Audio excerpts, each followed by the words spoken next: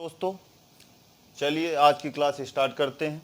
वही पुराना टॉपिक है नंबर सिस्टम। ठीक, तो जो लोग भी जो है चैनल पे नए हैं तो चैनल को सब्सक्राइब जरूर कर लें और साथ में बेल आइकन को भी दबा दें ताकि आपको बहुत आसान ट्रिक आपके पास पहुंचती रहे। ठीक, चलिए तो क्वेश्चन देखते हैं नंबर सिस्टम के।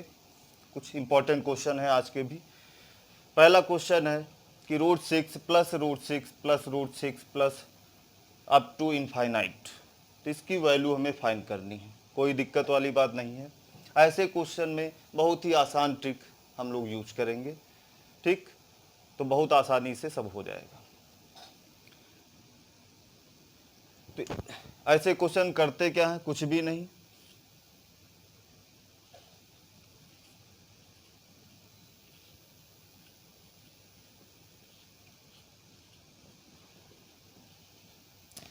ऐसे क्वेश्चन में जो भी यहाँ पे संख्या दी जाती है उसका हम क्या करेंगे, फैक्टर करेंगे, गुणनखंड करेंगे। ठीक, गुणनखंड बहुत आसान होता है, कोई बहुत टफ काम नहीं इसमें। गुणनखंड कैसे करते हैं? गुणनखंड मतलब ऐसे करेंगे कि उन दो जो गुणनखंड हम करेंगे उस संख्या का, उन दो संख्याओं का गुणन जो फल होगा वो वही संख्या होनी चाहिए। जैसे हमने 6 का किया तो हमने क्या, इसके दो गुणनखंड निकाले, 2 और 3। यदि इन दोनों का मल्टीप्लाई यानी मतलब गुणा करते हैं तो कितना हो जाता है, 6 ही हो जाएगा। और इन दोनों का जो डिफरेंस होना चाहिए वो कितना होना चाहिए,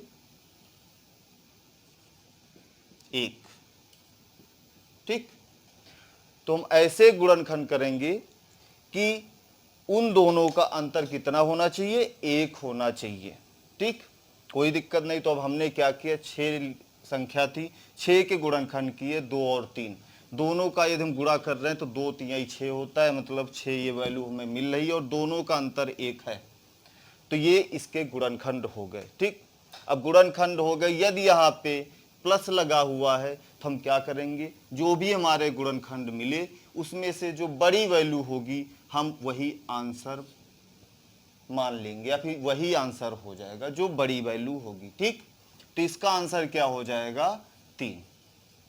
ठीक, गुणनखंड करने में कोई दिक्कत वाली बात नहीं। जब ऑप्शन आप लोग देखोगे, जैसे ऑप्शन जब दिया होगा कि ए दिया है 2, बी दिया है 3, सी दिया है 4 और डी दिया है 5, तो हम लोग क्या करेंगे, जाएंगे और ऑप्शन के आसपास घूमेंगे। ठीक, घूमने के बाद हम उसमें एक ऑप्शन को चूज करेंगे और चूज करने के बाद फिर उससे एक आगे, ठीक, या उसमें एक प्लस करेंगे या फिर एक माइनस करके उस संख्या से उसी जो पहले वाली संख्या उसमें हम गुणा कर देंगे।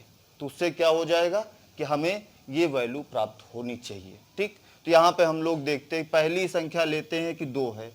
2 में हमने क्या किया, एक तो फैक्टर हमने मान लिया 2 है। दूसरे में क्या किया हमने, 2 में एक जोड़ दिया तो कितना हो गया, 3।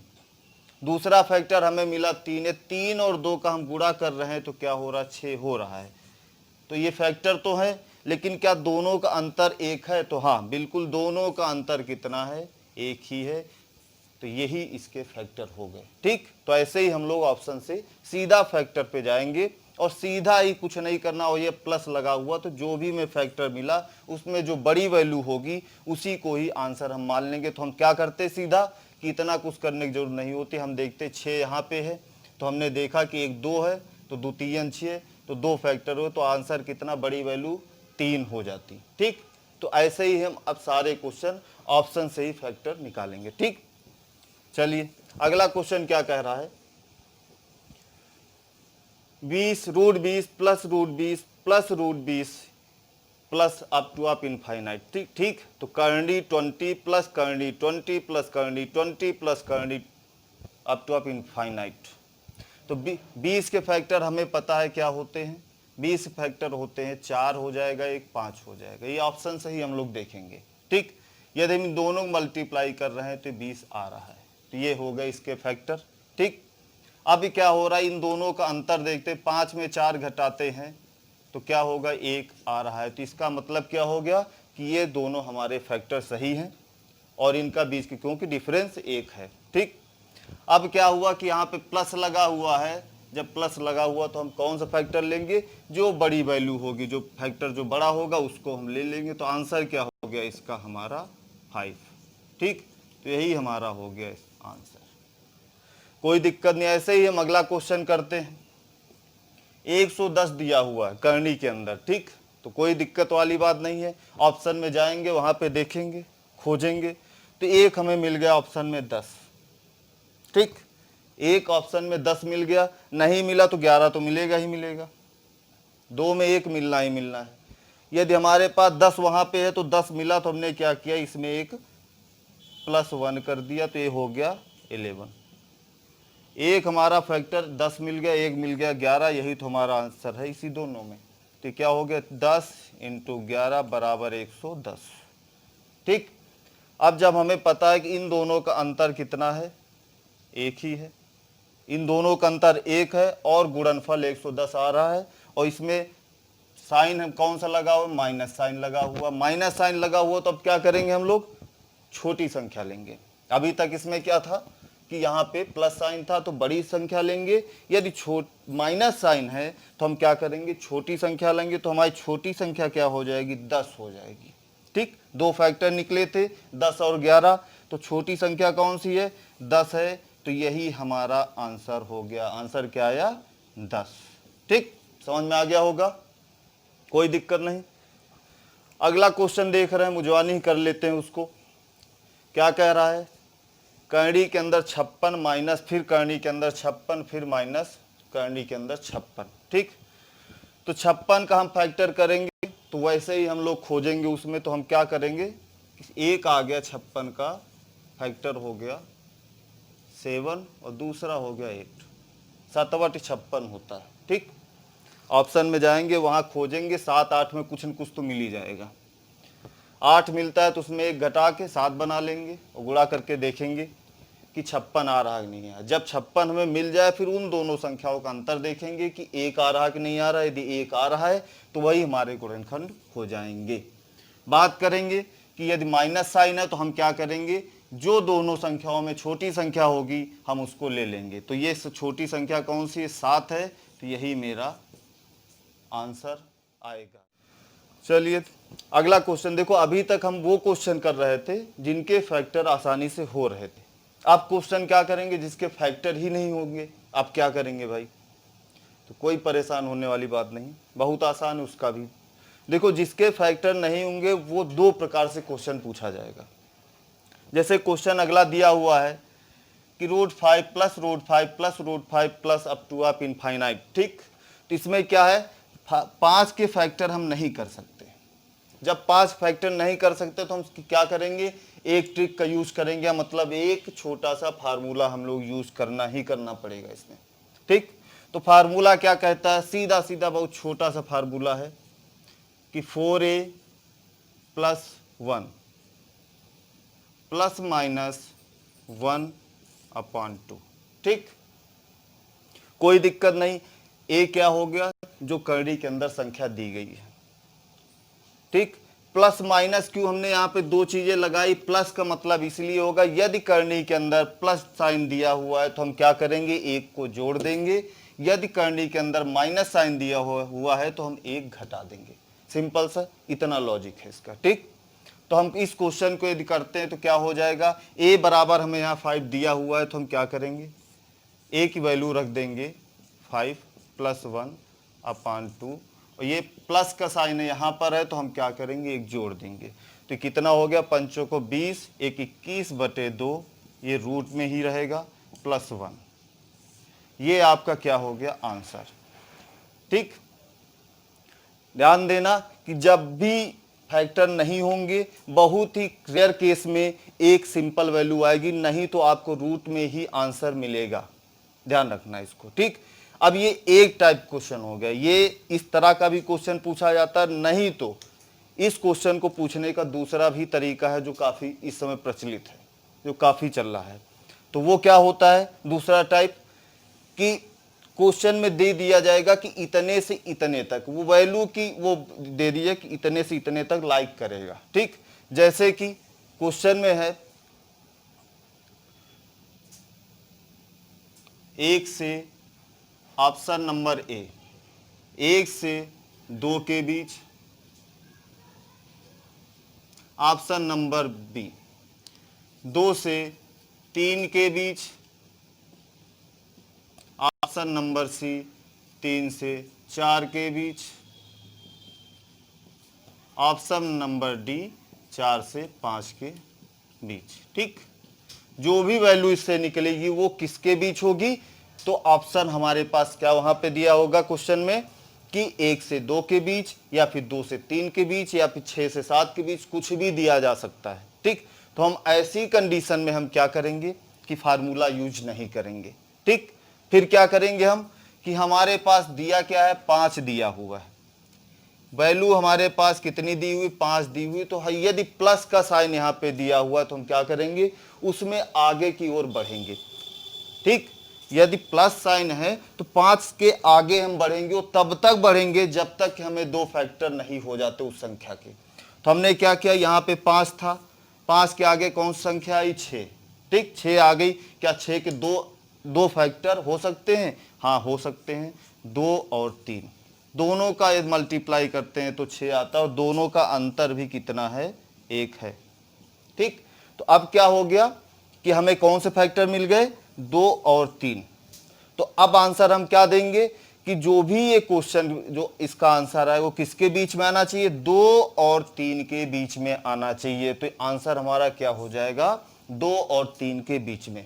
ठीक, कोई दिक्कत? ऐसे ही हम कोई भी संख्या दी जाती है, यदि यहाँ पे प्लस का साइन है तो हम उसके आगे बढ़ते रहेंगे। ये 6 हमें फैक्टर यहाँ पे इसके आसानी से हो गए, यदि नहीं होते, आगे होते तो हम और आगे चले जाते, बढ़ते रहते, और जो भी उसके फैक्टर होते उसी के बीच में वो वैल्यू लाइक करती। ठीक, कोई दिक्कत नहीं। अगला क्वेश्चन इसी तरह देखते हैं कि 7 रूट के अंदर है, तो उसमें भी कोई दिक्कत नहीं है, माइनस में है। लेकिन यहाँ पे देखते हैं अगला क्वेश्चन क्या कह रहा है कि करंडी 7 माइनस करंडी 7 माइनस करंडी अप टू आप इनफाइनाइट तक की बात कर रहा है। तो हमारे पास वैल्यू कितनी है, 7 है। ठीक, अब यहाँ पे साइन कौन सा यूज किया गया, माइनस साइन किया गया। तो हम क्या करेंगे, प्लस में हम बढ़ेंगे, माइनस में क्या करेंगे, हम पीछे जाएंगे। तो 7 से पहले क्या होता है, 6 होता है। ठीक, क्या 6 के 2 फैक्टर ऐसे हो रहे हैं जिसका अंतर 1 हो, तो हाँ हो रहे हैं। सेम वही फैक्टर बनेंगे पुराने वाले, 2 और 3। ठीक, अब इसमें क्या होगा, इन दोनों का अंतर बात करते तो 1 आ रहा है, और इन दोनों का गुणनफल कितना आ रहा है, 6 आ रहा है। इसका मतलब हमारा एक फैक्टर 2 और एक फैक्टर 3 हो गया।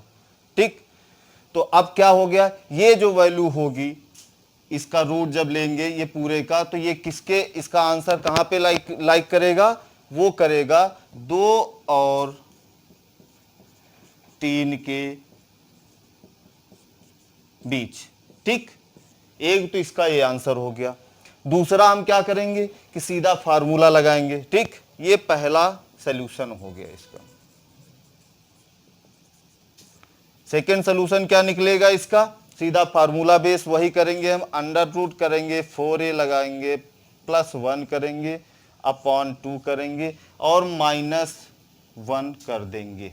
-1 इसलिए करेंगे क्योंकि यहाँ पे माइनस साइन दिया हुआ है। ठीक, अब 7 है तो a की वैल्यू यहाँ पे रख देते हैं, a बराबर 7 है तो 7 चौका 28, यानी मतलब 28, चलो लिख ही देते हैं, 4 × 7 + 1 अपॉन 2 -1। ठीक, तो क्या हो गया, 7 चौका 28, एक हो गया 29, यानी उत्तर रूट के अंदर हो गया 29 अपॉन 2 -1। ये क्या हो गई आपका, यही हो गया आंसर। ठीक, तो इस तरह हमें ऐसे क्वेश्चन में 2 आंसर मिलते हैं। ठीक, तो 2 टाइप से क्वेश्चन जैसे भी पूछा जाए ऑप्शन के हिसाब से हम लोग उसको सॉल्व करेंगे, कोई दिक्कत नहीं होनी चाहिए। चलिए अगला क्वेश्चन देखते हैं क्या कह रहा है। अगला टाइप कह रहा है कि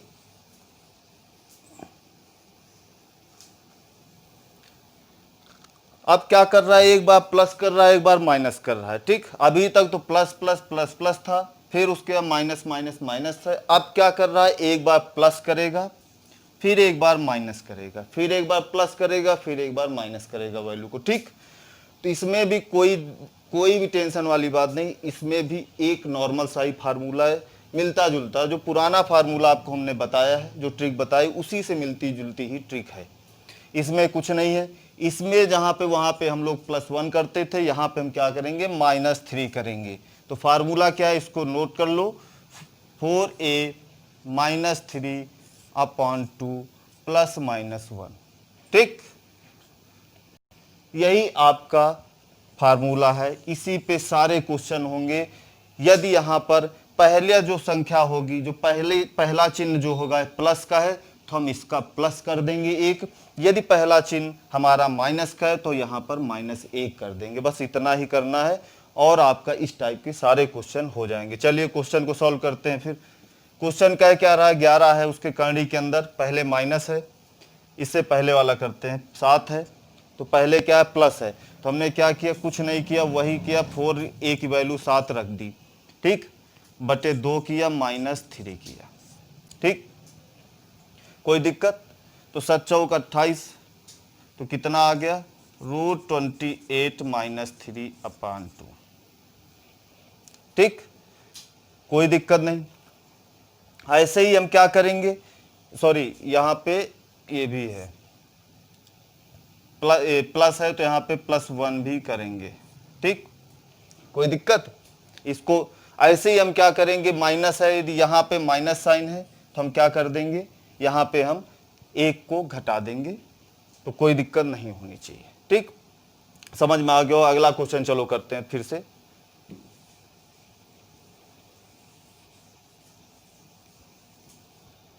अगला क्वेश्चन क्या कह रहा है, करनी के अंदर 11 है, हमें फार्मूला वही अप्लाई करना है, क्या है, 4a - 3, ठीक, 4a - 3/2 +-1। a की वैल्यू कितनी दी गई है, 11 दी गई, मतलब क्या हो गया, 4 × 11 - 3, ठीक, /2 प्लस माइनस, यानी मतलब यहाँ पे पहला साइन कौन सा है, माइनस का है, तो हम क्या करेंगे, -1 कर देंगे, ठीक, कोई दिक्कत। तो ये क्या हो गया, 11 चौक 44 -3 और -1/2, ठीक, कोई दिक्कत। इसमें 3 घटा देते तो कितना हो जाएगा इसका आंसर, 41 - 1/2, यही आपको क्या हो गया आंसर। समझ में आ गया होगा, बहुत टफ कुछ भी नहीं इसमें, ठीक, कोई दिक्कत नहीं हुई, यही आपका आंसर। चलिए अगला क्वेश्चन देखते हैं। अगला टाइप क्या कह रहा है, कुछ भी नहीं, उसमें तो कुछ है ही नहीं। ऐसे क्वेश्चन में क्या कह, √2 × √2 × √2 × √2 अप टू इनफाइनाइट, ठीक, यदि √2 को इनफाइनाइट बार गुणा किया जाए, अब जो भी किया जाए समझ लो, जो क्वेश्चन दे रहा है, गुणा कर दिए तो क्या बोल रहा है, इसका मान पूछ रहा है। तो जब √2 दिया हो तो ऐसे क्वेश्चन में आपको कुछ भी नहीं करना होता, जो भी वैल्यू इसके अंदर होगी, ठीक, जो भी वैल्यू करनी के अंदर होगी वही उसका आंसर होता है।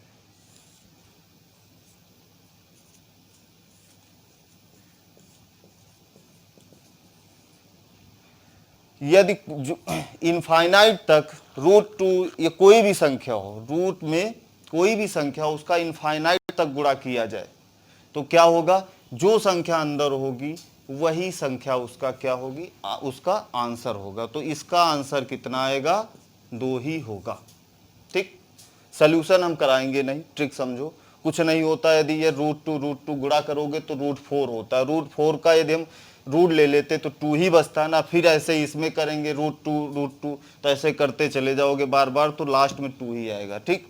तो आपको सिर्फ समझना इतना है ट्रिक की, जब भी √2 या कोई भी संख्या रूट में दी है, वो सेम संख्या का बार बार गुणा किया जाए तो वो क्या, वही संख्या आएगी।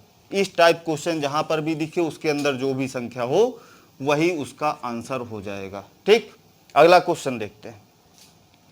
चलिए अब तो इनफाइनाइट तक भी तक था, लेकिन अब समस्या आ गई यहां पर कि इनफाइनाइट नहीं है, अब सीमित बार उसका गुणा किया जा रहा है, ठीक। अभी तक इनफाइनाइट तक कर रहे थे तो सीधा सीधा फंडा पता था कि भैया जो अंदर होगा वही उसका आंसर हो जाएगा। लेकिन समस्या अब आ गई कि अगले क्वेश्चन में कह क्या रहा है कि √3 इंटू √3 इंटू √3 जो भी है वो क्या है, वो 3 बार ही मल्टीप्लाई हो रहा है। मतलब अब इसका आंसर क्या होगा, √3 √3 √3। अब पूछ रहा है इसका आंसर क्या होगा। कोई दिक्कत नहीं, ऐसे क्वेश्चन में करना। देखिए जहां पर भी करंडी लगी होती, यदि उसके ऊपर कुछ नहीं लिखा गया तो उस करंडी के जो करंडी के ऊपर कितना होता, हमेशा 2 माना जाता है। ठीक, कितना माना जाएगा, 2 माना जाएगा। यदि यहाँ पे कुछ नहीं लिखा है तो इसका मतलब √2 ही होगा। ठीक, और कुछ नहीं हो सकता। तो यहाँ पे क्या होगा, 2 हमने मान लिया। मानना नहीं है, ये होता है लेकिन लिखा नहीं जाता। यदि यही 3 होता तो करंडी तब जाके 3 लिख देते, लेकिन ऐसे नहीं लिखा है तो 2 होता है। ठीक, अब इसमें देखो समझो, इसकी भी बहुत आसान ट्रिक है। कुछ भी नहीं करना आपको करना क्या है, जो भी संख्या अंदर करंडी के दी गई है उसको हम क्या करेंगे, सीधा पहले लिख लेंगे। ठीक, तो करंडी के अंदर कौन संख्या दी गई है, करंडी के अंदर 3 संख्या दी गई है जो रिपीट हो रही बार बार। उस संख्या को हमने लिख लिया। ठीक, उस संख्या को लिखने के बाद हमने देखा कितनी बार करंडी का यूज किया गया है, तो करंडी 1 बार किया गया, एक दूसरी करंडी यहाँ पे लगाई गई और तीसरी करंडी यहाँ पे लगाई गई। ठीक, तो कितनी बार करंडी का यूज किया गया है, मात्र 3 बार करंडी का यूज किया गया है। तो ये 3 तो संख्या उसके अंदर थी। करंडी की यूज कितनी बार किया गया, 3 बार किया गया। 1 करंडी, 2 और 3, 3 बार किया गया है। और करंडी के बाहर कितनी संख्या है, 2। मतलब कि यहाँ पे जब कुछ नहीं लिखा था तो हमने क्या कहा कि जब करंडी के बाहर कुछ भी नहीं लिखा हुआ है तो हम उसको क्या मानते हैं, 2 मानते हैं। तो करंडी के बाहर कितनी संख्या दी है, 2। ठीक, जो दी नहीं है मानते हैं, यदि नहीं दिया है मतलब 2 ही होता है। ठीक, तो करंडी बाहर कितनी संख्या, 2। और कितनी बार करंडी यूज की गई है, 3 बार। तो वही हमें क्या करना, 2 की पावर 3 कर देना।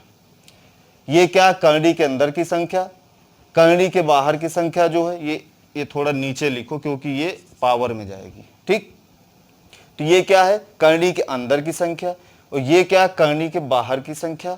और उसके बाद जितने बार करंडी यूज की गई है, तो 1 2 3 बार करंडी यूज करी गई, इसीलिए हमने इसका पावर 3 कर दिया।